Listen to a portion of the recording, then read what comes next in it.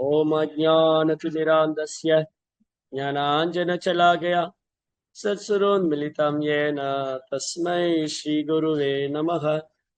नमो ॐ विष्णुपादाय कृष्णप्रेष्ठाय भूतले श्रीमते भक्तिवेदान्तस्वामीति नामिने नमस्ते सारस्वती देवे गौरवाणि प्रचारिणे निर्विशेषशून्यवादी पाशातदेशधारिणे जय श्री कृष्ण चैतन्य प्रभु नित्यानंदा श्री अद्वैत गदाधर श्रीवासदि गौर भक्त वृंद हरे कृष्णा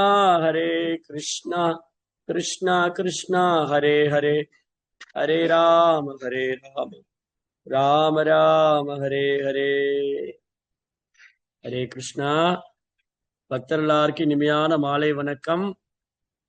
இன்றைக்கு மிகவும் மங்களகரமான தினம் ஸ்ரீ கௌர பூர்ணிமா. ஜெய் ஸ்ரீ கௌர பூர்ணிமா மகோத்சவ கீ ஜெய், ஸ்ரீ கௌரங்க மகாபிரபு கீ ஜெய். இப்போ இன்னைக்கு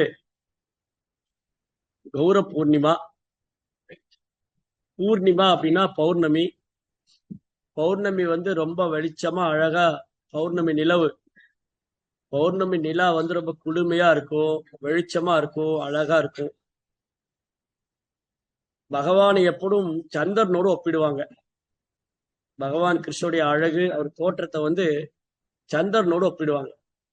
ராமச்சந்திரா, கிருஷ்ணச்சந்திரா, கௌரச்சந்திரா. ஏன்னா அவ்வளவு குளுமை. பகவான் அவ்வளவு குளுமையானவர், இனிமையானவர், அழகானவர். அப்போ இதுல இன்னொரு வேடிக்கை என்னன்னா, சந்திரன் பாக்குறாரு, நான் இவ்வளவு அழகா பிரகாசமா இருக்கேன். சைதன்ய மகாபிரபு இந்த பூமியில அவதரிக்க போறார் கிருஷ்ணச்சந்திரா. யாரு ராமச்சந்திரா அவதாரம் பண்ணாரோ, யாரு கிருஷ்ணச்சந்திரனாக அவதாரம் பண்ணாரோ, அவரு கௌரச்சந்திரனா வரப்போறாரு. அவரு அழகுக்கு முன்னாடி என்னோட அழகெல்லாம் செல்லுபடியாகுமா? அதனால பேசாம நான் மறைஞ்சுக்கிறதா நல்லது. அவருடைய அழகுக்கு முன்னாடி என் அழகு செல்லுபடி ஆகாது. அப்போ சந்திர கிரகணம் ஏற்பட்டு விட்டது. சைதன்ய மகாபிரபு இந்த பூமியில தோன்றும் போது சந்திரன் மறைக்கப்பட்டார். ராகு கிரகம் சந்திரனை மறைச்சுடுத்து. பகவானுடைய அழகுக்கு முன்னாடி வெக்கி தலை குளிந்து சந்திரன் மறைந்து கொண்டார். ராகு சந்திரனை மறைத்து விட்டது. இது எப்படி வேணாலும் எடுத்துக்கலாம். ராகு பாக்குறாரு, இந்த கௌரச்சந்திரன் முன்னாடி இந்த சந்திரனுடைய தேஜஸ் என்ன ஒண்ணும் கிடையாது அப்படின்னு மறைச்சிட்டாரு. இல்ல சந்திரன் போய் ஒளிஞ்சிட்டாரு. கௌரச்சந்திரன் முன்னாடி ஏன் அழகு எங்க ஒண்ணும் கிடையாது. சைதன்ய மகாபிரபு அப்படி சந்திர கிரகண வேலை 500 ஆண்டுகளுக்கு முன்பாக பால்குனி பூர்ணிமா, பால்குனி மாதம், பங்குனி மாதத்துல பூர்ணிமா அன்னைக்கு சைதன்ய மகாபிரபு மேற்கு வங்காளத்துல நவதீப் தாமத்துல நதியா மாவட்டத்துல சீதா மாயாப்பூர்ல தோன்றினார். எப்படி தோன்றினார்? சைதன்ய சரிதாமிர்தம் பறைசாற்றுகின்றது. இந்த 2 பகவான், கிருஷ்ண சைத்தன்யர், நித்யானந்த பலராமர். கிருஷ்ணர் பலராமரும் கலியுகத்துல சைதன்யரும் நித்யானந்தமா தோன்றினாங்க. ஸ்ரீ கிருஷ்ண சைத்தன்யோ நித்யானந்தோ சுகோதிதோ கௌடதேசோ புஷ்பவந்தோ சித்ரோ சந்திரோ தமோனுதோ. சித்ரோ சந்திரோ தமோனுதோ. சந்திரனும் சூரியனும் சேர்ந்து உதித்தார் போல. சந்திரனும் சூரியனும் சேர்ந்து வந்தா எப்படி இருக்கும்? கண்குள்ளா காட்சியாக இருக்கும். 2 கண்ணெல்லாம் பத்தாது. சந்திரனும் சூரியனும் சேர்ந்து உதித்தார் போல மேற்கு வங்காளத்தில் கங்கை கரையில் ஸ்ரீ சைதன்ய மகாபிரபு நித்யானந்த பிரபு திருவதாரம் செய்தார். அதனால சைதன்ய மகாபிரபுடைய காருண்யம், கருணாவதாரம். பகவான் கருணையே ஆயுதமாகவும் கருணையே அவதாரமா வந்துட்டார். ரொம்ப அழகான லீலை. அந்த 500 வருஷத்துக்கு அப்புறம் திரும்பி பாத்தீங்கன்னா சந்திர கிரகணம் வந்துருச்சு இன்னைக்கு. அதனால இந்த கௌர பூர்ணிமா ஒரு ஸ்பெஷல். மற்ற கௌர பூர்ணிமா அன்னைக்கு கிரகணம் இருக்காது. ஆனா இந்த கௌர பூர்ணிமால பாத்தீங்கன்னா கிரகணம் வந்துருச்சு. எக்ஸாக்ட்லி பகவான் தோன்றிய நேரம் மாதிரி ஆயிடுச்சு. சரி. அப்போ பகவான் லீலை நித்திய லீலா, தினமும் பகவான் லீலை பண்ணிட்டு தான் இருக்கார். இப்போ ஒரு கிரகத்தை ஏமித்தே பிரம்மாண்டே பிரமித்தே,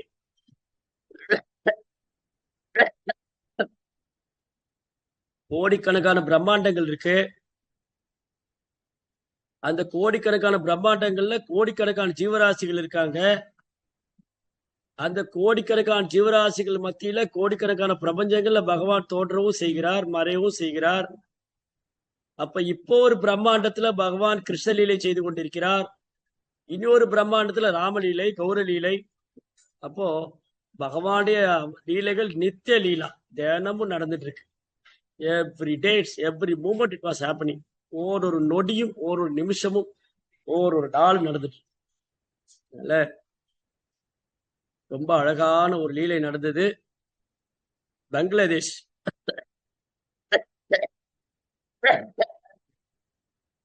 சாரி அன்னைக்கு வந்து கிழக்கு வங்காளம், இன்னைக்கு பங்களாதேஷ். அங்க வந்து ஸ்ரீஹட்டான்னு ஒரு ஊர் இருக்கு, ஸ்ரீஹட்டா. அங்க ஒரு ஆகச்சிறந்த பிராமணர் வாழ்ந்து வந்தார். அவர் பேர் வந்து உபேந்திர மிஸ்ரா. ஸ்ரீஹட்டால பங்களாதேஷ்ல உபேந்திர மிஸ்ரான்னு ஒரு பிராமணர் வாழ்ந்து வந்தார். அவருக்கு 7 பசங்க. கம்சாரி, பரமானந்தர், பத்மநாபர், சர்வேஸ்வரர், ஜெகநாதர், ஜனார்தனன், திரைலோக்கியநாதர், 7 பேர். அந்த 7 குழந்தையில ஒருத்தர் தான் ஜெகநாத மிஸ்ரர். மிஸ்ரா அப்படின்னா உயர்ந்த பண்டிதர் குலம், பிராமண குலம். மிஸ்ரா, பட்டாச்சாரியா, இந்த மாதிரி நிறைய பண்டிதர்கள் குடும்பம்லாம் இருக்கு.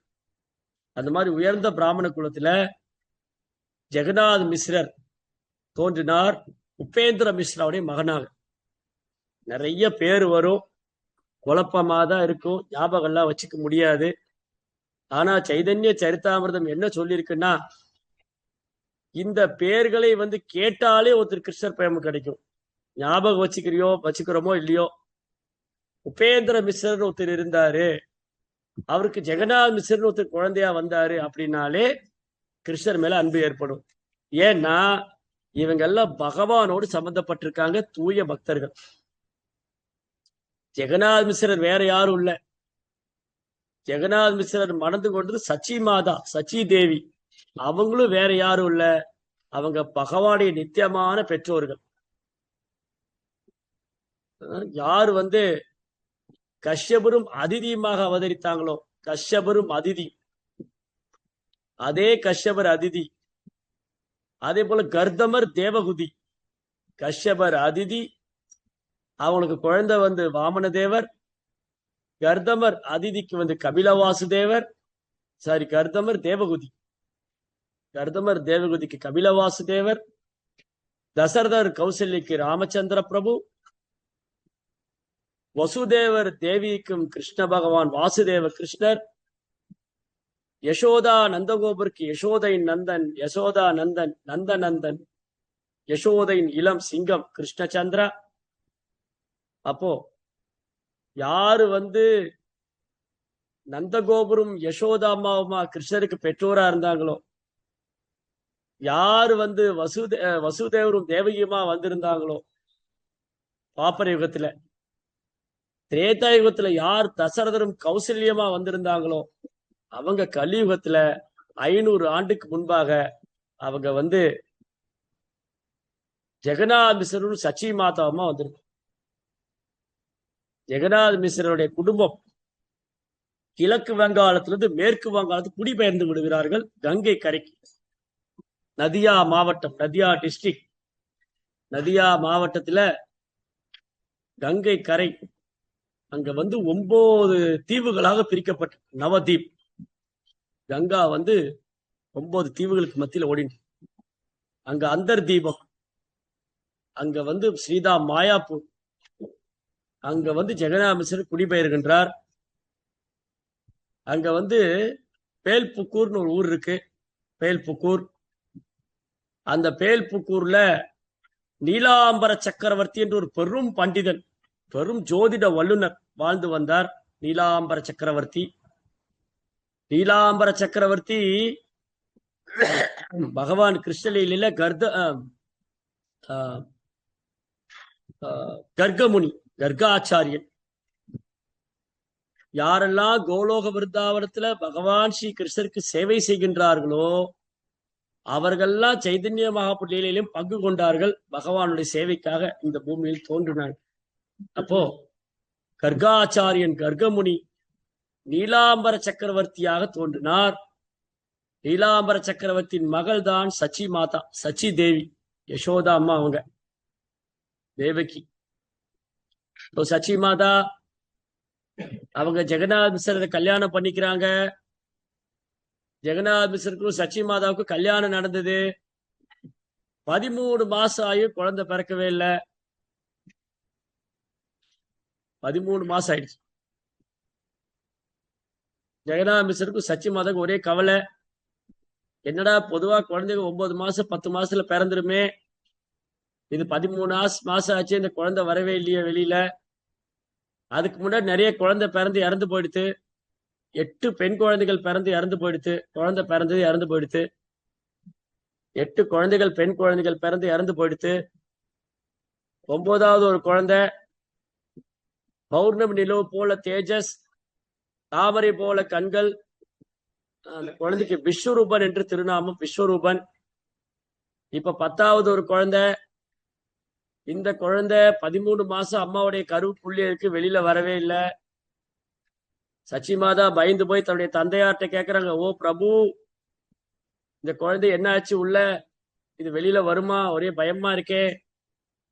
அப்போ நீலாம்பர சக்கரவர்த்தி தன்னுடைய ஜோதிட திறமையை வைத்துக் கொண்டு வானசாஸ்திரம் ஜோதிட சாஸ்திரம்லாம் கற்றறிந்த பெரும் வல்லுனர், வேத விற்பன்னர். அவர் கால்குலேட் பண்ணி சொல்றாரு, கணிச்சு சொல்றாரு, கவலைப்படாதே சச்சி, வெகு சீக்கிரம் இந்த குழந்தையை பூமியில் தோன்றுவார். ஒரு மங்களமான சுப தினத்துல சுப நாள்ல இந்த குழந்தை பூமிக்கு வருவான். அப்புறம் இந்த குழந்தை எப்படி இருப்பாரு, இந்த குழந்தை தங்கத்தை உருக்கி காய்ச்சிய பொன்னிறத்தில் இருப்பார். தாமரை போல கண்கள், பறந்து விரிந்த தோள்கள், முழங்கால் வரை நீண்ட கரங்கள், 32 அடையாளம். ஒரு மகா புருஷன், ஒரு மகா புருஷனுக்கான உடல் அடையாளங்கள், 32 அடையாளங்கள் இந்த குழந்தையின் உடலில் இருக்கும். கைகளிலும் கால்களிலும் சின்னங்கள் பொறித்திருக்கும். இந்த குழந்தை was so blessed, so auspicious. ரொம்ப மங்களமான குழந்தை. இந்த குழந்தை பிற்காலத்தில் இந்த பூமியே கிருஷ்ண பக்தியில மூழ்கடிக்கும் பெரும் மகானாக, மகாத்மாவாக திகழ்வார். அப்படிலாம் அந்த குழந்தையோட பெருமையை சொல்றார். ஒன்னும் கவலைப்படாத, சீக்கிரமா அந்த குழந்தை பூமியில வந்துடும். ஜெய் ஸ்ரீ கௌரங்க மகாபிரபு கி.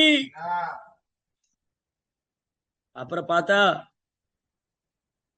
ஜெகநாத் மிஸ்ருடைய இதயம் பரவசம் அடைகிறது, பேரானந்தம். சச்சி மாதாவின் இதயத்திலும் பேரானந்தம். எப்படி வசுதேவர் இதயத்திலிருந்து கிருஷ்ணர் தேவகியின் இதயத்தில் குடிபெயர்ந்தாரோ, அதே போல ஜெகநாத் மிஸ்ர இதயத்திலிருந்து சைதன்ய மகாபு சச்சிமாதன் இதயத்தில் தோன்றினார். இதயத்தில் இருக்கும் பரமாத்மா கருவில் தோன்றுறதுக்கு எவ்வளவு நேரம் ஆயிடும்? பகவான் சச்சியின் கருவில் தோன்றினார். சச்சி மாதாவின் கருவில் கௌரங்கர் தோன்றியவுடன் சச்சி மாதாவின் தேகம் சூரியனை போல பிரகாசித்தது. ஸ்ரீ கௌரங்க மகாபிரபு கி. சூரியனை போல பிரகாசித்தது. அந்த குடிசை, அவங்க வீடே பிரகாசிக்குது. ஜெகநாத் மிஸ்ரர் வெளியில போயிட்டு வராரு.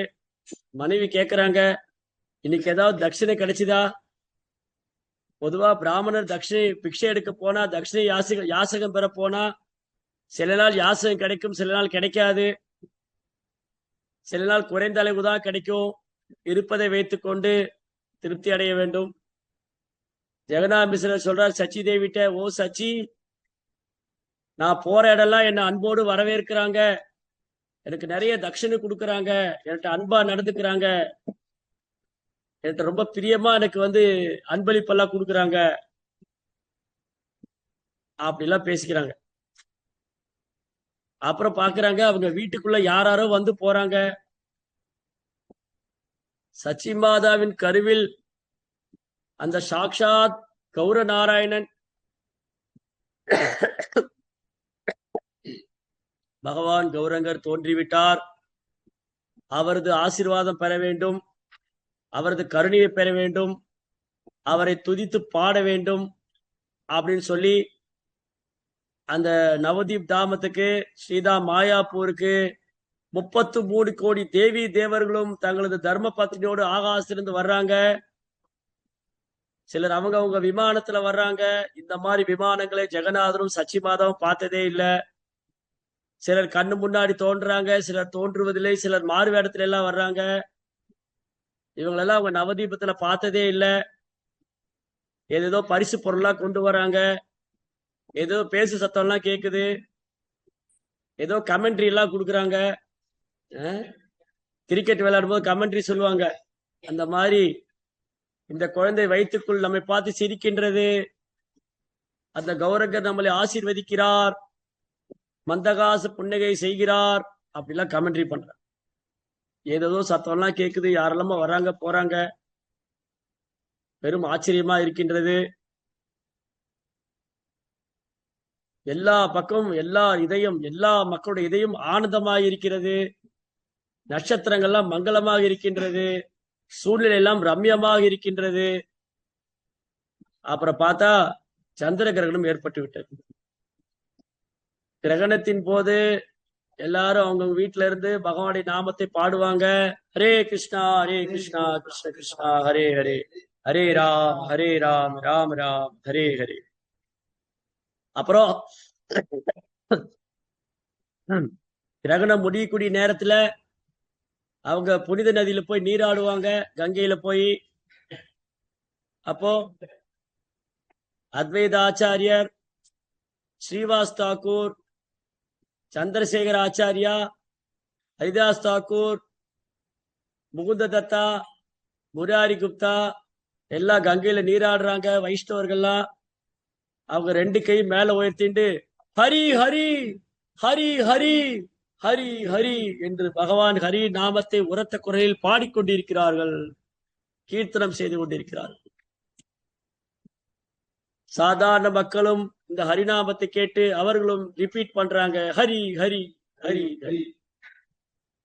யவனர்கள், முகலாயர்கள், முசல்மான்கள் அவங்க இமிட்டேட் பண்றாங்க. என்னப்பா இன்னைக்கு கிரகணத்துக்கு போய் எல்லாம் கங்கையில உட்காந்து ஹரி ஹரின்னு சொல்லிட்டு இருக்கீங்க, அவங்களும் சொல்றாங்க ஹரி ஹரி ஹரி ஹரி ஹரி ஹரி. இப்படி சாதாரண மக்கள், யவனர்கள், முகலாயர்கள், முசல்மான்கள், அப்புறம் வைணவர்கள் எங்கு பார்த்தாலும் ஹரிநாமம் ஒலித்துக் கொண்டிருக்கிறது. ஹரி ஹரி ஹரி ஹரி ஹரி ஹரி. அந்த மாதிரி ஒரு ஹரிநாம சங்கீர்த்தனம், நாம கீர்த்தனம் நாம நடந்துட்டு இருக்கு. அப்போது சைதன்ய மகாபிரபு இந்த பூமியில் தோன்றுகிறார். ஸ்ரீ சைதன்ய ஸ்ரீ கிருஷ்ண சைதன்ய மகாபிரபு கி.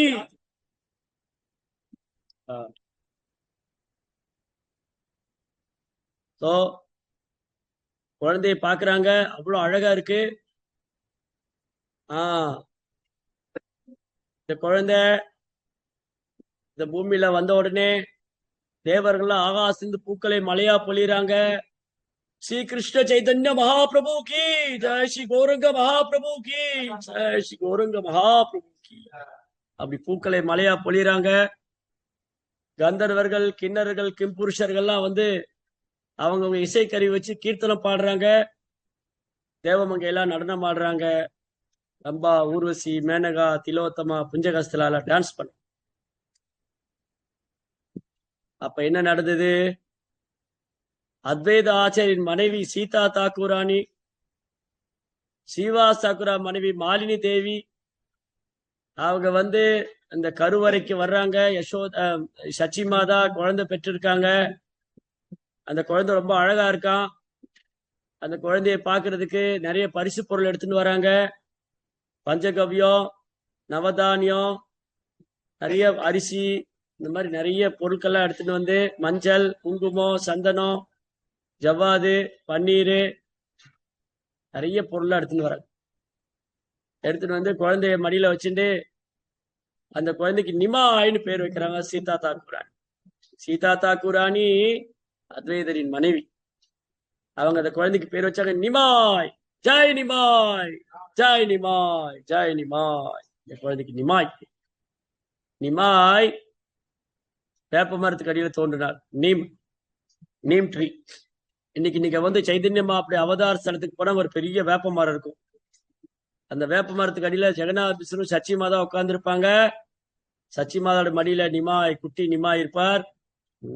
வேப்ப மரத்துக்கு அடியில் தோன்றினார். சோ இந்த ரெண்டு கோஸ்ட் இருக்கு, தாகினி சங்கினி. இந்த கோஸ்ட் எல்லாம் வந்து குழந்தைகளை பயமுறுத்தும்.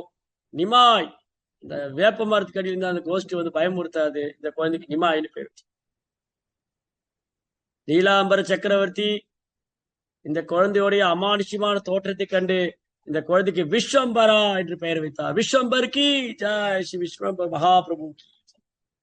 விஸ்வம்பர் அப்படின்னா இந்த பிரபஞ்சத்தை பாதுகாப்பவர், இந்த பிரபஞ்சத்தின் உரிமையாளர் விஸ்வம்பர்.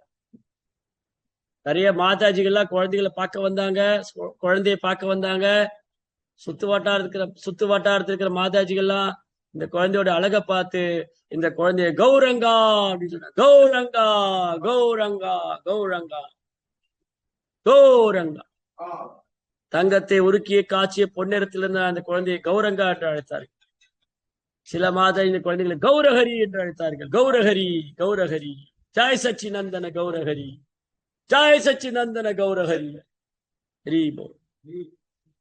மாதிரி சைதன்ய மகாபுருக்கு நிறைய திருநாமம் உண்டு. நிமாய், விஸ்வம்பர், நிமாய் பண்டிட், கௌரங்கா, கௌரஹரி, சச்சிநந்தனா சொல்லியாச்சு. அந்த மாதிரி குழந்தை ரொம்ப அழகா இருக்கு. எல்லாரும் கிட்ட வந்து பார்த்தா குழந்தை அழுதுன்னு இருக்கு. இந்த குழந்தை அழுவதை கண்ட உடனே சுத்தி இருந்த மாதாஜிகள்லாம் ஹரி ஹரி ஹரி ஹரி ஹரி ஹரி என்று உச்சரித்தார்கள். ஹரிநாமத்தை கேட்டவுடன் குழந்தை அழுகை நிறுத்திவிட்டது, சிரிக்க ஆரம்பித்தது. இந்த குழந்தை சிரிக்க ஆரம்பித்து விட்டது என்று ஹரிநாமத்தை நிறுத்தி விட்டார்கள். திரும்பி அழ ஆரம்பித்து விட்டது. திரும்பி அவர் ஹரிநாமத்தை உச்சரித்தார்கள். ஹரி ஹரி ஹரி ஹரி ஹரி ஹரி. குழந்தை சிரிக்க ஆரம்பித்து விட்டது. இப்படி மகாபிரபு இந்த பூமியில் தோன்றும் பொழுதே பேசாமல் கீர்த்தனம் செய்ய வைத்தார். நம்ம ஒருத்தரை கீர்த்தனம் பண்ண வைக்கிறதுக்கு உயிரை கொடுக்கணும். நம்ம ஒருத்தர் கீர்த்தனம் பாட வைக்கணும்னா உயிரை கொடுக்கணும். மகாபிரபு பேசாமல் பிரச்சாரம் செய்தார், பேசாமலே கீர்த்தனம் செய்ய வைத்தார்.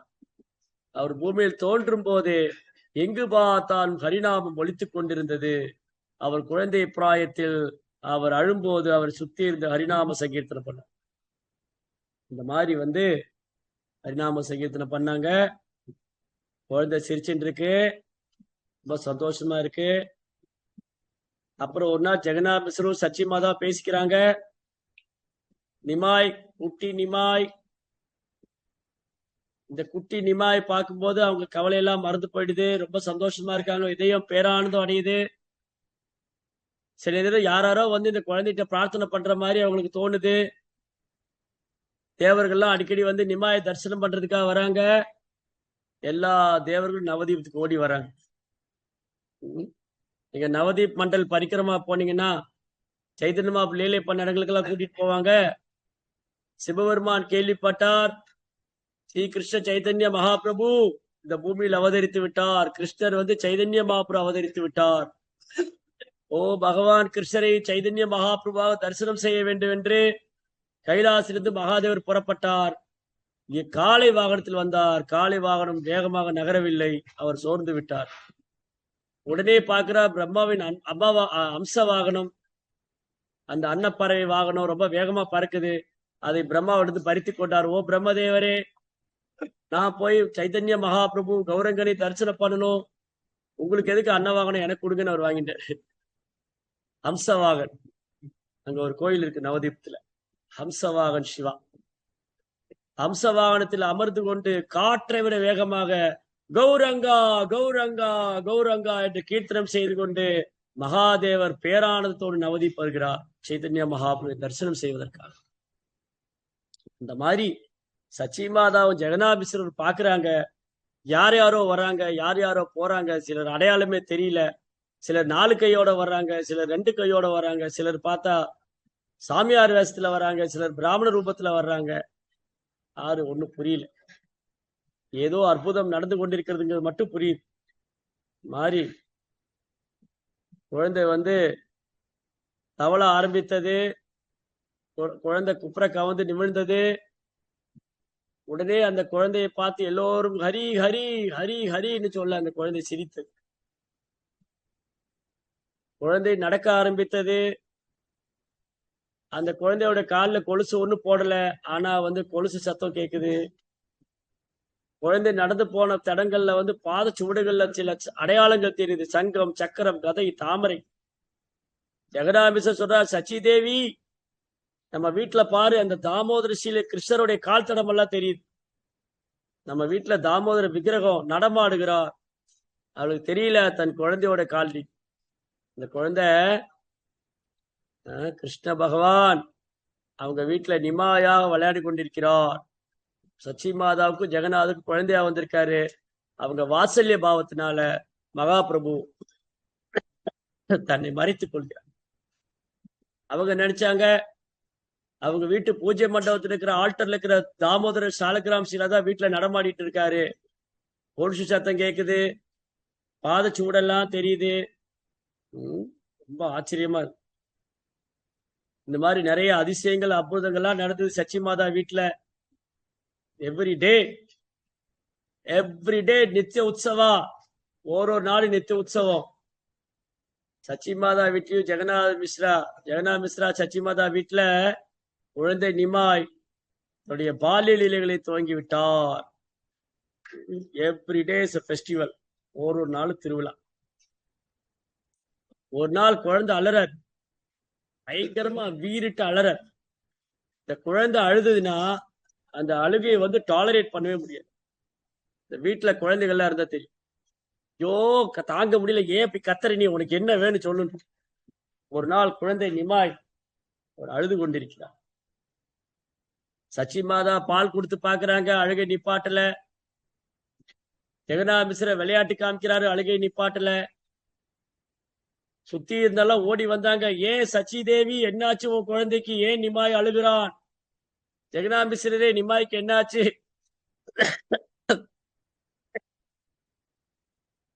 அவங்க சொன்னாங்க, என்னன்னே தெரியல, அழுதுட்டே இருக்கான். நிமாய் உனக்கு என்ன வேணும், ஏன் அலறிப்ப? அப்ப நிமாய் சொல்றார், அன்னைக்கு வந்து ஏகாதசி. பக்கத்து வீட்டுல ஜெகதீஷ பண்டிதர்னு ஒரு பெரும் வைஷ்ணவர் இருக்கார், தூய பக்தர். ஜெகநாத மிஸ்ருடைய நெருங்கிய நண்பர். ஜெகநாத் மிஸ்ருடைய நெருங்கிய நண்பர் ஜெகதீச பண்டிதர். அவர் சகோதரர் ஹிரண்ய பண்டிட். ஜெகதீச பண்டிதா, இரண்ய பண்டிதா, ரெண்டு பேருமே வந்து பகவான் கிருஷ்ணனுடைய தூய பக்தர்கள். ஜெகநாத் மிஸ்ருடைய நெருக்கமான நண்பர்கள். அதுக்கு ஏகாதசி வேற. குழந்தை அழுதுன்னு இருக்கு. அந்த குழந்தைகிட்ட கேட்டா சொல்றாரு நிமாய், அங்க ஜெகதீச பண்டிதர் வீட்டுல இன்னைக்கு பால் பாயசம் எல்லாம் வச்சு நிவேதனம் பண்ணிருக்காங்க, அது எனக்கு வேணும். அது எப்படி தெரியும் இந்த குழந்தைக்கு? முதல்ல. ரெண்டாவது, ஜெகதீச பண்டிதர் ஒரு வைஷ்ணவர், அவர் எப்படி இன்னைக்கு தானியம் சாப்பிடுவார்?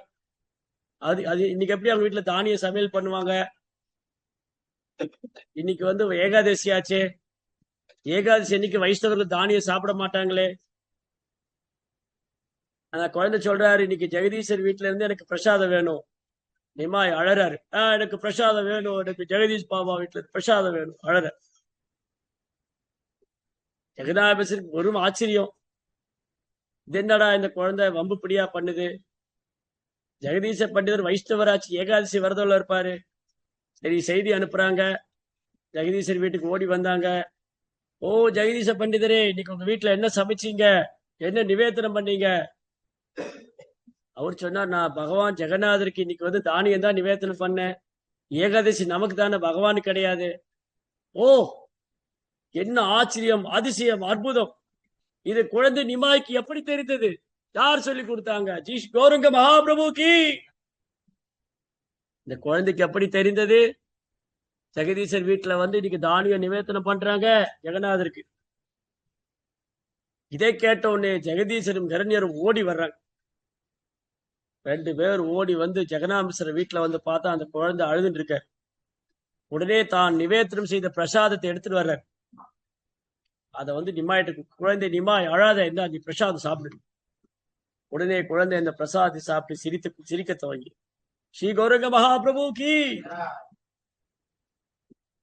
எல்லாருக்கும் ஆச்சரியம், இந்த குழந்தைக்கு எப்படி தெரிஞ்சது? இப்பதான் குழந்தை நிமாய் தவள ஆரம்பிச்சு நடக்க ஆரம்பிச்சிருக்கா. இந்த குழந்தைக்கு எப்படி தெரிஞ்சு ஜெகதீஷ் வீட்டுல இன்னைக்கு தானி ஆஃபர் பண்ணாங்கன்னு நிவேதனம் பண்ணாங்க? யாரும் சொல்லி கொடுத்துருப்பா? யாரும் சொல்லி கொடுக்கலையே. இது எப்படி தெரிஞ்சது? பெருத்த ஆச்சரியம். பகவான் சைதன்யருடைய லீலைகளை வந்து யாரால் புரிந்து கொள்ள முடியும்? தான் சாதாரண குழந்தை அல்ல, நான் பரமபுருஷோத்தமனான முழுமுதற் கடவுள் என்று பிரகடனம் செய்தார் சைத்தன்ய மகாபிரபு. இந்த லீலை மூலமா நான் ஜெகநாத் மிஸ்ரா வீட்டுல உட்கார்ந்துருக்கிற ஒரு சாதாரண குழந்தை அல்ல, நான் எல்லோ விதத்திலையும் பரமாத்மாவா இருக்கின்றேன். எல்லோ விதத்திலையும் பரமாத்மாவா இருக்கேன். நான் தான் இப்ப நிமாயா இருக்கேன். நான் தான் இப்போ நிமாயா இருக்கேன் காமிச்சு. What happen? அதுக்கப்புறம் என்ன நடந்தது? இந்த குழந்தை தினமும் கங்கையில போய் விளையாடுவார். ஒரு நாளைக்கு 6 மணி நேரம் கங்கையில விளையாடு. ஸ்கூலுக்கு அனுப்பிச்சா போய் கங்கையில விளையாடுறதா வேலை. ஏன் கங்கையில் விளையாட வேண்டும் குழந்தை நிமாய்? கங்காதேவிக்கு ஒரே கவலை, ஓ நான் எவ்வளவு துர்பாக்கியசாலி, நான் ஒரு வீழ்ந்த ஆத்மா, நான் ஒரு பாவி. நேத்து வகுப்புல பேசிட்டு இருந்தோம், சைதன்ய மகாபுடைய கருணை பெறுவதற்கு யார் முதல் தரமான ஃபர்ஸ்ட் குவாலிபிகேஷன்? யார் வந்து சைதன்ய மகாபுடைய கருணை பெறுவதற்கு தகுதி வாய்ந்தவர்? யார் ஒருத்தர் வந்து I am most sinful, I am most Balan, most unfortunate, unqualified. யார் ஒருத்தர் வந்து என்னை விட ஒரு கீழ்நிலையான ஆத்மா கிடையாது, என்னை விட ஒரு பாவி கிடையாது, என்னை விட ஒரு துரதிருஷ்டசாலி கிடையாது, என்னை விட ஒரு தகுதியற்றவன் கிடையாது, யார் ஒருத்தர் தன்னை கீழ்த்தரமாக தாழ்த்தி கொள்கிறார்களோ அவரே சைதன்ய மகாபுடைய கருணை பெறுவதற்கு முதல் தரமான ஃபர்ஸ்ட் நபர். அந்த நபர் தான் முதல் நபர் சைதன்ய மகாபுடைய கருணை பெறுவது, மகாபிரபுடைய கருணை. சோ கங்காதேவி நினைச்சாங்க, நான் எவ்வளவு துர்பாக்கியசாலி, நான் எவ்வளவு பாவம் செஞ்சிருக்கேன், நான் எவ்வளவு துரதிருஷ்டசாலி, என்னால பகவான் ஸ்ரீ கிருஷ்ண லீலைகள்ல பங்கு பெற முடியலையே. மாறாக யமுனா எவ்வளவு பாக்கியம் செஞ்சாங்க. யமுனா தேவி சோ ஃபார்ச்சுனேட். பகவான் கிருஷ்ணர் எல்லா பாலியலையும் யமுனா நதிக்கரையில பண்ணாரு. கன்றுகளோடும் பசுக்களோடும் நண்பர்களோடும் கோபர்களோடும் கோபிகளோடும் எல்லா லீலையும் யமுனா நதிக்கரையில பண்ணாரு. அவருடைய தாமரை திருப்பாதம் பெற்று யமுனா பாக்கியம் அடைந்தது. யமுனையில் நீராடுவது, கோபிகளோடு நடனம் ஆடுவது எல்லாம் யமுனா நதிக்கரையில். சோ யமுனா, ஓ யமுனா மையா, நீ எவ்வளவு பாக்கியம் பண்ணவ, நான் பார் எவ்வளவு துரதிருஷ்டசாலி, எனக்கு பகவான் கருணை கிடைக்கவில்லை என்று கங்கா அழுகின்றார். கங்காதேவி அழறாங்க. கிருஷ்ணா சொன்னார், கங்கா அழாத, ஓ கங்காதேவி, கங்கா மாதா நீ அழாத. கலியுகத்துல வந்து நான் சைதன்ய மகாபிரபு அவதாரம் பண்ணுவேன், அப்போ கங்கை கரையில் தோன்றுவேன், என் பால்யலீலை முழுதும் கங்கையில் நிகழ்த்துவேன். அதே மாதிரி சைத்தன்ய மகாபிரபு கங்கை கரையில் தோன்றினார். அவரது தாமரை திருப்பாதப்பட்டு கங்கை பேரானந்தம் அடைந்தார். கங்காதேவி ரொம்ப சந்தோஷம். அவங்க கேள்விப்பட்டாங்க, கலியுகத்துல பகவான் நவதீபத்துல தோன்ற போறாரு மேற்கு வங்காளத்துல. அப்ப பகீரத ராஜா வந்து கங்கையை கூட்டிட்டு வர்றாரு பூமிக்கு. அந்த கதை தெரியும் இல்லையா? பகீரத ராஜாவுடைய முன்னோர்கள் வந்து கபிலாசிரமத்துல போய் சபிக்கப்பட்டுருவாங்க, சாகர மகாராஜுடைய பசங்க. அப்போ தன்னுடைய முன்னோர்களை விடுவிப்பதற்காக பகீரத ராஜா கடும் தவம் செஞ்சார், கங்கையை பூமிக்கு கொண்டு வரணும். சாகர மகாராஜாவுக்கு 60,000 பசங்க. அந்த 60,000 பேரும் கபில மகரிஷினால் சபிக்கப்பட்டாங்க. அப்படி எரிஞ்சு பஸ்வம் ஆயிட்டாங்க. அவங்க அஸ்தியை கரைக்கணும்னா கங்கா பூமிக்கு வரணும். எப்படி கங்கா பூமிக்கு வரும்? கங்கையை பூமிக்கு கொண்டு வர சக்தி யாருக்கு இருக்கு? எல்லாம் கடும் தவம் பண்ணாங்க. அம்சமான், திலீபன், பல ராஜாக்கள், ராஜ ரிஷிகள், கடைசியில பாகீரதர். பாகிரத பிரயத்தனம் அப்படின்னு சொல்லுவாங்க. பாகிரத பிரயத்தனம் கடும் தவம். மழை, வெயில், குளிர், பனி எதையும் பொருட்படுத்தாமல் ஒரு காலில் நின்று கொண்டு பாகிரதன் கடும் தவம் செய்தார். ஓ கங்கா மையா, நீங்க பூமிக்கு வரணும். ஓ பகவானே, கங்கையை பூமிக்கு அனுப்புங்க. ஸோ கங்காதேவி சொன்னாங்க, ஓகே நான் பூமிக்கு வர்றேன், ஆனா நான் வந்தா வேகம் தாங்காது, பரவாயில்லையா? ஐயோ, கங்கா பூமி வந்தா பூமியை அடிச்சுன்னு போயிடுவாங்களே. அப்ப என்ன பண்றது? சிவபெருமாட்ட பிரார்த்தனை பண்ணுங்க. சிவபெருமாட்ட பகீரதன் பிரார்த்தனை பண்ணார், தவம் பண்ணார். சிவபெருமான் ஆசுதோஷ் வைஷ்ணவா பரதுக்கு துக்கி கிருபாம்புதீர் வைஷ்ணவானாம் யதா சம்பு. சிவபெருமாட்ட சொன்னார் பகீரதன், ஓ பிரபு, கங்கை பூமியில வந்தா பூமி தாங்காது, நீங்க தான் காப்பாத்தணும் பூமிய. ஓ கங்கா பூமிக்கு வர போறாங்களா? பெரும் பாக்கியம். ஏன்னா கங்கை வந்து பகவானுடைய தாமரை திருப்பாதத்திலிருந்து வருது, சரணாமிர்தம். பகவானுடைய தாமரை திருப்பாதத்து கங்கையை வர்றதுனால அந்த கங்கையை நான் சிரசில் தாங்கிக் கொள்ள தயாரா இருக்கிறேன் அப்படின்னு, கங்கா என் சிரசில் வரட்டும், நான் பிடித்து கட்டி விடுகிறேன். ஓ மகாதேவா, கட்டி விடாதீர்கள், கொஞ்சமாவது கொடுங்க. அப்படியே ஆகட்டும். அரே கங்காதரா சிவ கங்காதரா ஹர ஹர போலே நம சிவாய். ஓம் நம சிவாய், ஓம் நம சிவாய், ஹர ஹர போலே நம சிவாய். கங்காதர் பகவானது தாமரை திருப்பாதத்தில் வரக்கூடிய கங்கை தீர்த்தத்தை தன் தலையில் சுமந்து கொண்டதால் சிவபெருமானுக்கு பெருமை ஏற்பட்டது.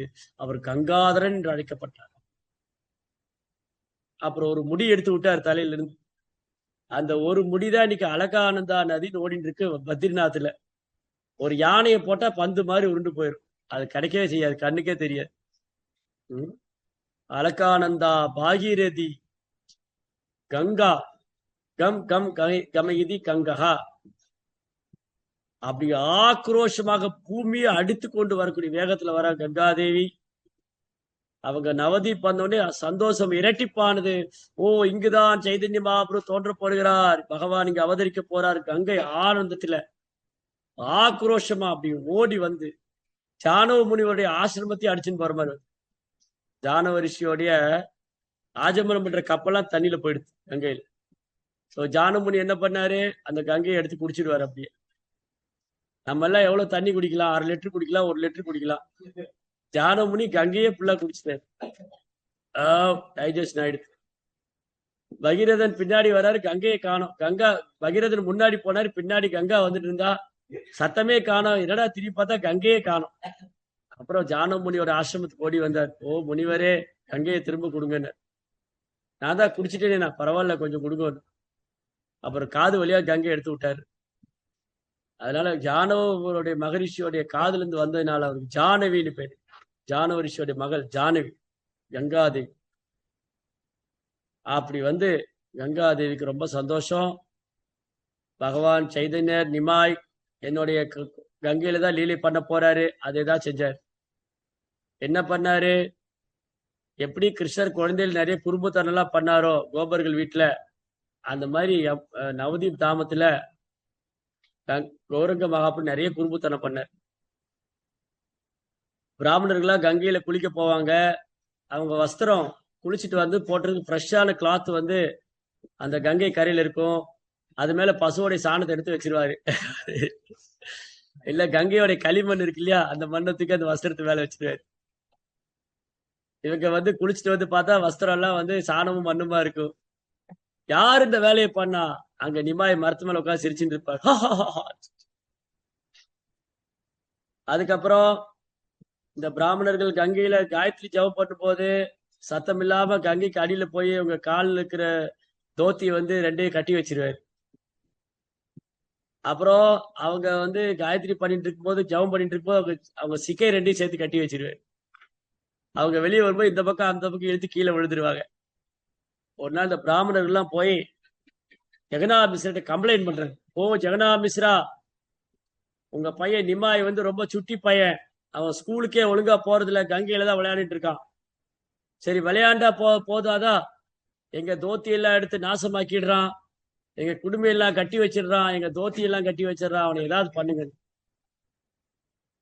குளிக்க போனா தண்ணியில நீச்சல் பண்ணி தண்ணியை பூரா கலக்கி விட்டுறாரு, மூஞ்சி மேல தண்ணி அடிச்சு விட்டுருவாரு. அப்படியா பண்றான்? இன்னைக்கு என்ன பண்ற பாரு. ஜெகநாத மிஸ்ரர் கங்கைக்கு வந்து அங்க நிமாயை காணோம். எங்கடா நிமாய்? பசங்கிட்ட கேக்குறாரு, எங்கடா நிமாய்? நிமாய் இன்னைக்கு வரவே இல்லை, ஒரு ஸ்கூலுக்குள்ள போயிருக்காரு, கங்கைக்கு வரதே இல்லையே. பொய் சொல்லாதீங்க, எனக்கு நல்லா தெரியும். அவன் கங்கையில தான் விளையாடிட்டு இருந்தான். என்ன பண்ணாரு,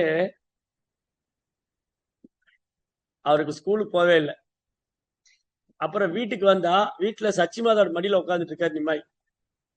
நிமாய், எங்க எவ்வளவு நேரம் இருந்த? நான் ஸ்கூல்ல தான் இருந்தேன். பொய் சொல்லாத, நீ கங்கையில விளையாடிட்டு இருந்திருக்க. இல்ல இல்ல, அந்த பிராமணர்கள்லாம் பொய் சொல்றாங்க, நான் கங்கையில விளையாட. இப்படி எல்லாம் நடக்கும். இது உன்னை ஒரு நாள் கையும் காலமா பிடிக்கிறேன்னு. ஆனா அந்த பிராமணர்கள்லாம் நிமாய் மேல புகார் சொன்னாலும் அந்த நிமாயோட அழகு கண்டு அவங்க மறந்து மயங்கி விடுவார். இந்த குழந்தை நிமாய் எவ்வளவு அழகு, தாமரை போல கண்கள், தங்கத்து உருக்கி காய்ச்சிய நேரத்தில் பொன்னிறமேனி கௌரங்கள். அவரை பார்த்தா கோபமே வரமாட்டேங்குது. எவ்வளவு குறும்பு பண்ணாலும் மிரட்டணும், அடிக்கணும், கோபமே வரமாட்டேங்குது. கோபமே வர, குறும்புத்தனம் பண்ணாலும் கோபம் வரல. நிமா என்ன குறும்புத்தனம் பண்ணாலும் கோபமே வர.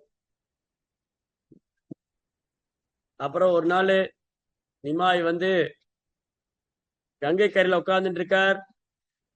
அவ பொண்ணுகள்லாம் வந்து கங்கையில பிரார்த்தனை பண்ண வர்றாங்க. கங்கையில குளிச்சுட்டு சிவபெருமான்கிட்ட பிரார்த்தனை பண்ண வரேன், எனக்கு அழகான கணவர் வேணும். சிவபெருமானுக்கு நிவேதனம் பண்ணுவதற்காக முறுக்கு, குலோப் ஜாமுன், ரசகுல்லா, ஜிலேபி, விதவிதமான பலகாரங்கள், பால்கோவா, பால் பேடா எல்லாம் பலகாரம் பண்ணி எடுத்து வந்திருக்காங்க. அவங்க சிவபெருமானுக்கு நிவேதனம் பண்ண போகும்போது நிமாய் வர்றாரு. பெண்களே, பொண்ணுகளே, அந்த பலகாரம் எனக்கு கொடுங்க. நிமாய், என்ன துணிச்சல் உனக்கு? நாங்க மகாதேவருக்கு நிவேதனம் பண்ண கொண்டு வந்திருக்கோம், உனக்கு கேக்குறீ நீ? உனக்கெல்லாம் கொடுக்க முடியாது. எனக்கு கொடுக்க முடியாதா உங்களால? அப்ப நான் உங்களை சபிப்பேன். பொண்ணுகளே, அந்த பலகாரம் எனக்கு கொடுக்கல, நான் உங்களை சபிப்பேன். உங்க ஒருத்தருக்கு வந்து ரொம்ப கிழவன் தான் கணவரா வருவான். ரொம்ப வயசான கிழவன் வருவான். அவனுக்கு ஏற்கனவே 4-5 தடவை கல்யாணம் இருக்கும். ஏற்கனவே 4-5 வரை கல்யாணம் ஆன ஒரு கிழவன் தான் உங்களுக்கு எல்லாம் கணவரா வருவான். இந்த பொண்ணுங்களா பயந்து போய், பிராமணா சபிச்சிடாத, இந்த பழங்கள்லாம் கொடுத்துடுறோம், அந்த பலகாரம் எல்லாம் கொடுத்துடுறோம். இப்ப வந்து உங்களுக்கு நல்ல ஹேண்ட்ஸமான கணவர் வருவார். யாரெல்லாம் எனக்கு பலகாரம் கொடுக்குறீங்களோ உங்களுக்கு அழகான கணவர் கிடைப்பாரு. யார் எனக்கு பலகாரம் கொடுக்க மாட்டீங்களோ உங்களுக்கு வந்து தொட்ட தலையா தொந்தி வயிறு இருக்கக்கூடிய ஒரு வயசான கிழவன் 4-5 கல்யாணம் பண்ணவன் தான் வரும். அவன் every day Nimai playing like this. ஒரு நாள் நிமாய் வந்து கங்கை கல்ல இப்படிதான் விளையாடிட்டு இருந்தார். அந்த குழந்தை அப்படி எல்லாரையும் கவர்ந்தார். என்னுடைய பால்ய மூலமா பகவான் வந்து எல்லா குழந்தைகளையும் கவர்ற. ஒரு நாள் ஜெகநாத் மிஸ்ரா நிமாயை கண்டிக்கிறார். நிமாய், ஏன்டா கங்கையில போய் விளையாடுற? குடும்பத்தனம் பண்ணாத, ஒழுங்கா இருக்கணும், இல்ல உன்னை அடிச்சிருவேன், உதைச்சிருவேன். மிரட்டுறார். ஒரு கம்பு எடுத்துட்டு ஜெகநாத் மிஸ்ரர் நிமாயை மிரட்டுறார். அன்று இரவு ஒரு பிராமணர் ஜெகநாத் மிஸ்ரின் கனவுல வருகிறார். ஜெகநாத் மிஸ்ரா, யாரை மிரட்டுகிறாய் நீ? உன் குழந்தை என்ன சாதாரண குழந்தை நினைத்தாயா? அது முழுமுதற் கடவுள் அவர். ஸ்ரீ கௌரங்க மகாபிரபு கி ஜெய், ஸ்ரீ சைத்தன்ய மகாபிரபு கி. அந்த பகவான் கிருஷ்ணரே அவனுக்கு குழந்தையா வந்திருக்கார். யாருன்னு நினைச்சவர? இந்த மிரட்டுற வேலையில ஆகாது. ஜெகநாத் சொன்னாரு, அது கிருஷ்ணரா பலராமர்லாம் எனக்கு தெரியாது, அவன் என் குழந்தை தப்பு பண்ண நான் கண்டிப்பேன். நிமாய் வந்து என் குழந்தை. உங்களுக்கு வேணா ஒரு கிருஷ்ணரா இருக்கலாம், முழுமுதற் கடவுளா இருக்கலாம், பரம புருஷோத்தமனா இருக்கலாம். ஆனா நிமாய் என் குழந்தை வந்து தர்மா ஃபாலோ பண்ணும், அவன் நல்லவனுக்கு முள்ள குழந்தையா வளரணும், அது என்னுடைய கடமை. அதனால நிமாய் தப்பு பண்ண நான் கண்டிப்பேன், தண்டிப்பேன், மிரட்டுவேன் அப்படின்னு ஜெகநாத் மிஸ்ரா அந்த பிராமணன் சொன்ன. அந்த பிராமணுக்கு ஒரே ஆச்சரியம். வாசல்ய பாவத்தினால் ஜெகநாத் மிஸ்ரா அந்த குழந்தை நிமாய் இடத்துல அவ்வளவு அனுபவிச்சு. சச்சி மாதாவின் கண்கள் இருந்து கண்ணீர் பெருக்கெடுத்து. நிமாயோட அழகு, அந்த மழலை பேச்சு, ஒரு நாள் சச்சி மாதா மடியில உட்காந்துட்டு நிம்மாய் சொல்றாரு, அம்மா அம்மா அந்த நிலாவை பிடிச்சு கொடுக்குற. குழந்தை எல்லாம் சொல்லுவோம். அந்த குழந்தைய மடியில வச்சுட்டு அம்மா அம்புலி மாமா கதையெல்லாம் சொல்லுவா. அம்புலி மாமா கதை கேட்டிருக்கீங்களா? எங்க வீட்டுல எல்லாம் சின்ன வயசுல சொல்லுவோம். நிலாவை பிடிச்சு கொடுங்க. அந்த மாதிரி நிம்மாய் கேட்கிறாரு, அழறாரு. ஓ சச்சி மாதா, எனக்கு அந்த நிலா வேணும். மாதிரி பரமபுருஷோத்தம்னான முழுமுதற் கடவுள், பரம சத்தியம், அகிலாண்ட கோடி பிரம்மாண்ட நாயகன், எல்லோரு விதத்திலும் பரமாத்மா இருப்பவர் சச்சி மாதா வீட்டிலும் ஜெகநாமிஸ்வரர் வீட்டிலும் ஒரு சாதாரண குழந்தையை போல லீலிப்பார். சாதாரண குழந்தையை போல அவர் திருவிளையாடல்களை நிகழ்த்துகிறார். யாரால் புரிந்து கொள்ள முடியும் நிமாயோட லீலைகள்? ஒரு நாள் இந்த குழந்தை நிமாயை தரிசிப்பதற்காக ஆதிசேஷன் வந்து விட்டார். ஆதிசேஷன் சச்சி மாதா சமையல் அறையில் ஏதோ சேவை பண்ணிட்டு இருக்கா. ஜெகநாமிஸ்வரங்க வெளியில போயிட்டார். குழந்தை வீட்டு முட்டத்துல விளையாடிட்டு இருந்தது. ஆதிசேஷன் வந்து பகவானை தரிசனம் பண்ணி அவர் அப்படியே சுத்தி வளைச்சிட்டார். நிமாய் வந்து அந்த ஆதிசேஷன் கூட விளையாடிட்டு இருக்கு. எல்லாம் அக்கம் பக்கத்துல ஓடி வந்தாங்க. ஐயோ பாம்பு வந்துடுத்தே, பாம்பு, பெரிய பாம்பு இருக்குங்க நிமாய் கிட்ட இருக்கு. சச்சி மாதா ஓடி வந்தா அப்படி மயங்கி விழுந்தா. நிமாய் எல்லாரும் பிடிச்சு இழுக்கிறாங்க அந்த குழந்தைய. இவங்க எல்லாம் வரதை பார்த்தோன்னே ஆதிசேஷன் நமஸ்காரம் பண்ணிட்டு அங்கிருந்து ஓடிடுறாரு. ஓடி போற ஆதிசேஷனை வாழை பிடிச்சு இழுக்கிறார் நிமாய். ஆதிசேஷன் ஓடுறாரு. இந்த குழந்தையெல்லாம் பிடிச்சு இழுத்தா அவர் போய் ஆதிசேஷனுடைய வாழை பிடிச்சு இழுக்கிறார் நிமாய். இந்த குழந்தைக்கு என்ன துணிச்சல்! இந்த பாம்பை வாழை பிடிச்சு இழுத்துட்டு இருக்கேன். நிமாய்க்கு தான் தெரியும் அதோடைய பக்தர் அனந்த தேவனே வந்துட்டார். அனந்த தேவன் ஆதிஷ். இன்னொரு நாள் நிமாய் வந்து அவர் வீட்டு முற்றத்துல விளையாடிட்டு இருக்கார். அம்மா சச்சி தேவி நிமாய்க்கு காதுல கமல் போட்டு விட்டுருக்காங்க. கையில வளையல், காலில் கொலுசு, இடுப்புல ஒட்டியானோ, அப்படி ஜொலிக்குது. அழகுக்கே அழகு சேர்த்த மாதிரி. நிமாயே ஏற்கனவே தங்கம் போல ஜொலிக்கிறாரு. அது தங்கத்துக்கு மேல தங்கமா? தங்கத்துக்கு மேல தங்கம். நம்ம வீட்டுல உள்ள குழந்தைங்க, நம்ம வீட்டுல கூட குழந்தைகள்லாம், மாதாஜிகள்லாம் அவங்க குழந்தைகளை தங்கமேன்னு சொல்லுவாங்க. ஆனா தங்கம் இல்லை. ஆனா கௌரங்கர் உண்மையான தங்கம். அவர்தான் ரியல் கோல்டு. கௌரங்கா கௌரங்கா கௌரங்க மகாபிரபு. இப்போ இந்த கௌரங்க மகாபிரபு அவர் உடலே தங்கம் போல ஜொலிக்குது.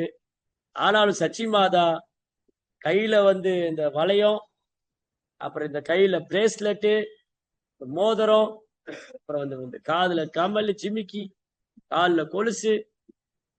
அப்ப 2 திருடங்க பார்த்தாங்க. ஓ, இந்த குழந்தை இவ்வளவு ஆபரணம் போட்டு இருக்கு. இந்த குழந்தைய நம்ம கடத்தின்னு போயிட்டா லைஃப் லாங் செட்டில் ஆயிடலாம். லைஃப் டைம் செட்டில்மெண்ட் ஆயிடும். நீ எங்கேயும் திருட போக வேண்டாம்.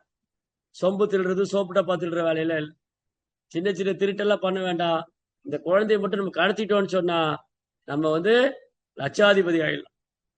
ஆனா உண்மையில இன்னைக்கு தங்க வைக்கிற வேலைக்கு டெஃபினட்டா அவன் லட்சாதிபதி ஆயிடும். இந்த குழந்தைய கடத்திட்டான். ஓ, இந்த 2 திருடங்க என்ன பண்ணாங்க? சச்சி மாதா ரொம்ப மும்முரமா சமையலையில வேலை பண்ணிட்டு இருக்கா. குழந்தை வெளியில விளையாடிட்டு இருந்தது. இந்த 2 குழந்தை போய், ஏய் Nimai, you are looking like very cute, very charm. Oh sweet baby, come, we'll give some sweet meat to you. இங்க வா, நான் உங்களுக்கு வந்து இனிப்பு பலகாரம் வச்சிருக்கோம், இங்க வா. குழந்தைய கூப்பிடுறாங்க. குழந்தைய சிரிச்சுட்டே அவன்கிட்ட ஓடியது. அந்த குழந்தைய தோல்ல வச்சு 2 பேரும் ஓடுறான். இந்த குழந்தைய கடத்தின்னு போயிட்டு யாரும் பார்க்கறதுக்கு முன்னாடி அவனுக்கு மிட்டாய் தரேன், அது தரேன், இது தரேன், குழந்தைய தூக்கிட்டு ஓடுறான். அவன் ஓடுனா அந்த சந்து வழியா இந்த சந்து வழியா ஓடுறான். எந்த பக்கம் ஓடுறது, எப்படி ஓடுறது தெரியாம ஓடுறான். யாரா பிடிச்சிருவாளோ அப்படின்னு ஓடி ஓடி இந்த குழந்தை என்ன பண்ணாரு, அவன் தோல் மேல உட்காந்துட்டு அவனை குழப்பி விட்டு கடைசியில் திரும்பி ஜெகநாமேஸ்வரி வீட்டுக்கே கூட்டிட்டு அவன் குழம்பி போய் அந்த குழந்தைய தூக்கின இடத்துக்கே கொண்டு வந்து விட்டுருவான். அங்க வேற குழந்தைய காணும் பார்த்தமா தேடிட்டு இருக்காங்க. நிமாயை காணும். சரி, கூட்டிட்டு வந்த வழி தெரியாம ஓடிடுவாங்க. நிமாய் கூப்பிடுற, மாமா மாமான்னு கூப்பிடுறாரு. இவங்கதான் கூட்டிட்டு வந்தாங்க. அவங்களுக்கு கூப்பிடுங்க ஓடுறா 2 பேர். அடிச்சு பிடிச்சா முதுகுல டின்ன கட்டிடுவாங்களோ. ஸ்ரீ கௌரங்க மகாபிரபு கி மாதிரி பகவானுடைய பால்ய லீலை, சைத்தன்ய சரிதா அமிர்தம். சைதன்ய லீலைகள் அமிர்தம். ஜென்ம கர்ம சமே திவ்யம் ஏவம் யோவேதி தத்வதக தியக்வா தேகம் புனர்ஜென்ம நைதிமாமேதி சோதி. அர்ஜுனா, எனது பிறப்பு செயலெல்லாம் திவ்யமானது. யார் ஒருத்தர் படிக்கிறாங்களோ, கேட்கிறாங்களோ, சொல்றாங்களோ, அவங்க மீண்டும் பிறப்பெடுப்பது என்னுடைய தாமரை திருப்பாத்தி அடிகள். இன்னொரு நாள் நிமா என்ன பண்ணிட்டு இருந்தார்? மண்ணு சாப்பிட்டார். கிருஷ்ணர் மண்ணு சாப்பிட்ட மாதிரி நிமாயும் மண்ணு சாப்பிட்டார். கிருஷ்ணா யமுனா நதிக்கரையில பிரம்மாண்ட காட்டுங்கிற இடத்துல மண்ணு சாப்பிட்டார். கிருஷ்ணர் கங்கை கரையில மண்ணு சாப்பிட்டார். எல்லாம் போய் சொன்னா, ஏ சச்சிமாதா, உன் பையனுக்கு ஒழுங்கா நீ பிரசாதம் எல்லாம் கொடுக்கறது இல்லையா? மண்ணு சாப்பிட்டு இருக்கான்னு. என்னது மண்ணு சாப்பிட்டானே நிமாய்? அடே நிமாய், ஏன்டா மண்ணு சாப்பிட்ட? வீட்டுல எவ்வளவு பலகாரம் இருக்கு, சந்தேஷ், ரசகுல்லா, குலோப் ஜாமுன், மைசூர்பா, பால்கோவா, ஜிலேபி, ஜாங்கிரி எல்லாம் போட்டு வச்சிருக்கேன். நீ ஏன்டா போய் மண்ணு சாப்பிட்ட? நிமாய் சொன்னாரு, அம்மா, எல்லாம் மண்ணுல இருந்து தானே வருது. எல்லா தானியம் மண்ணுல இருந்து தான் வருது. தானியத்தை சாப்பிட்டா என்ன, மண்ணை சாப்பிட்டா என்ன, எல்லாம் ஒண்ணுதானே. ஜிலேபி எங்க இருந்து வந்தது? மண்ணுல இருந்து தான் வந்தது. ரசகுல்லா எங்க இருந்து வந்தது? எல்லாம் மண்ணுல இருந்து தான் வருது. அப்ப மண்ணு சாப்பிட்டா என்ன, ரசகுல்லா சாப்பிட்டா என்ன, ஜிலேபி சாப்பிட்டா என்ன, மண்ணு சாப்பிட்டா என்ன, ரெண்டும் ஒண்ணுதானே. Everything is one, same. இது என்ன தத்துவம்? மாயாவாதம். மாயாவாத தத்துவத்தை சொல்றாரு யசோதா மாட்ட. யசோதா அம்மா, சாரி, சச்சி மாதா. சச்சி மாதாவை நிமாய் பரிச்சை பண்றாரு. சச்சி மாதாட்ட போய் நிமாய் மாயாவாத பேசினாரு. எல்லாம் ஒண்ணுதான். சோ மாயாவாத கொள்கை, அருவவாதம் என்னது? எல்லாம் ஒண்ணுதான். நாமளும் கடவுளும் ஒண்ணுதான். ஜீவாத்மா பரமாத்மா வேற வேற இல்ல. ஜீவாத்மா பரமாத்மா ஒண்ணுதான். இதுதான் மாயாவாதம். அது அது அத்வைதம், அருவவாதம். சச்சிமாதா கோபம் வந்துடுது. அடே நிமாய், யாரோ உனக்கு இதெல்லாம் சொல்லி கொடுத்தா? தப்பு தப்பா பேசிட்டு இருக்க நீ. அது எப்படி ஒன்னாகும்? இந்த மண்ணும் ரசகுல்லா ஒன்னாடா? அது வேற வேற, ஒண்ணு கிடையாது. அது மண்ணுல இருந்து வந்தாலும் ஒண்ணு கிடையாது, வேற வேற. மண்ணு தான், தானியம் தானி தான். தானியங்கள்லாம் மண்ணுல இருந்து வந்தாலும் தானியம் மண்ணு ஒன்னாயிடாது. இந்த மாதிரி முட்டாள்தனமா பேசாது. யாரும் உனக்கு சொல்லி கொடுத்தாரு? சச்சிமாதா ஒரு சாதாரண கிராமத்து பொண்ணு. அவங்க பெங்களூர்லயோ சென்னையிலயோ ஐடில வேலை பார்க்கிற பொண்ணோ இல்ல. அவங்க பெரிய சாப்ட்வேர் ஹோல்டரோ கிடையாது, சாப்ட்வேர் இன்ஜினியரோ கிடையாது. Normal simple lady, village lady. ஆனா என்ன தத்துவம் பேசினாங்க? ஜீவாத்மா வேற, பரமாத்மா வேற, ரெண்டும் ஒண்ணு இல்ல.